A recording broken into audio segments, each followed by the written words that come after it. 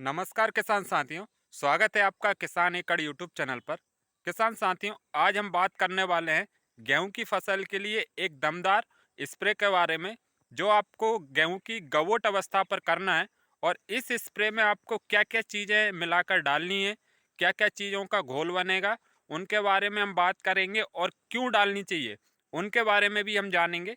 तो किसान साथियों, जो भी चैनल पर पहली बार आए हों वो चैनल को सब्सक्राइब जरूर करें और बेल आइकन जरूर दबाएं। किसान साथियों, आज की वीडियो में हम गेहूं की फसल में, आप पीछे देख सकते हैं मैं गेहूं के खेत में खड़ा हुआ हूं और खेत से ही वीडियो बना रहा हूं। तो आपके लिए इस चीज़ के बारे में जानकारी देना सबसे ज़्यादा ज़रूरी मैंने समझा कि किसानों को वीडियो में एक जानकारी देना चाहिए, जिससे कि वो गेहूं की फसल का उत्पादन अच्छा बढ़ा सकें और अच्छी स्वस्थ और हरी भरी फसल अपनी रखकर उत्पादन अच्छा निकाल सकें।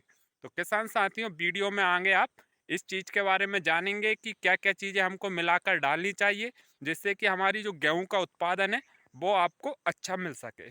किसान साथियों, ये स्प्रे गेहूं की फसल में आपका आखिरी स्प्रे हो सकता है। इसके बाद आपको स्प्रे की ज़रूरत नहीं पड़ेगी। तो इस स्प्रे में आपको क्या क्या चीज़ें लेनी है उनके बारे में बात करते हैं। तो सबसे पहले हम बात करेंगे फंगिसाइड के बारे में। किसान साथियों, फंगिसाइड आपको क्यों लेना चाहिए और क्यों ज़रूरी है फंगिसाइड डालना गेहूं की फसल के लिए। तो गेहूं की फसल में किसान साथियों, आपने देखा होगा अधिकतर जब गेहूं की फसल बाली निकल आती है और गवोट अवस्था पर होती है, ये दोनों जो अवस्था होती है उस समय गेहूं की फसल में कई बार आपने देखा होगा पाउडरी मिल्ड्यू, रस्ट बीमारी, पीली रतुआ, लाल रतुआ, कंडवा बीमारी, लूज स्मट, ऐसी कई प्रकार की बीमारियां गेहूं की फसल में आ जाती हैं, जिससे गेहूं का जो उत्पादन है बहुत ज़्यादा कम हो जाता है। तो इसीलिए फंगिसाइड डालने की सिफारिश की जाती है। तो इस अवस्था पर, जब फसल गवोट अवस्था पर हो, झंडा पत्ते वाली अवस्था पर हो, उस समय पर आपको एक फंगिसाइड का स्प्रे करना है।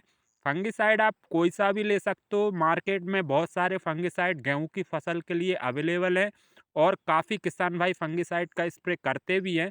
आप कोई भी अच्छा वाला फंगिसाइड गेहूं की फसल में स्प्रे के लिए ले सकते हैं। झंडे पत्ते पर फंगिसाइड का स्प्रे करने से झंडा पत्ता लंबे समय तक स्वस्थ बना रहता है और हरा बना रहता है, जिससे कि झंडा पत्ता भोजन अच्छे से बना सके और उत्पादन में सहायक हो सके। दूसरे नंबर पर हमने लिया है कीटनाशक को। किसान साथियों, गेहूं की फसल में कीटनाशक डालना इसलिए ज़रूरी होता है क्योंकि गेहूं की फसल में झंडा पत्ता निकलने के बाद इल्लियों के द्वारा बहुत ज़्यादा नुकसान देखा गया है। झंडे पत्ते को नुकसान करती हैं इल्लियाँ। उसके बाद जब बालियाँ दूधिया अवस्था पर होती है, उस समय दानों को नुकसान पहुंचाती है। तो इसीलिए आपको झंडा पत्ता निकलने के बाद कीटनाशक का स्प्रे करना ज़रूरी होता है। किसान साथियों, आप किसी भी अच्छी कंपनी का कीटनाशक ले सकते हैं, जिससे कि आपकी जो फसल है वो दाना पकने तक स्वस्थ रहे और इल्लियों से सुरक्षित हो। तीसरे नंबर पर हमने लिया है एनपीके फर्टिलाइज़र। किसान साथियों, एनपीके फर्टिलाइज़र आपको इसलिए डालना चाहिए क्योंकि इस समय बालियाँ निकलने वाली होती है और फसल को सबसे ज़्यादा न्यूट्रिएंट्स की आवश्यकता होती है।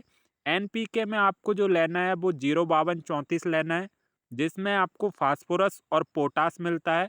एनपीके डालने से आपकी गेहूं की फसल में दानों का भराव अच्छे से होता है, दानों का साइज बढ़ता है, वजन आता है और दाने चमकदार बनते हैं। चौथे नंबर पर जो चीज़ आपको गेहूं की फसल में स्प्रे के लिए लेना चाहिए वो है किसान साथियों बोरॉन।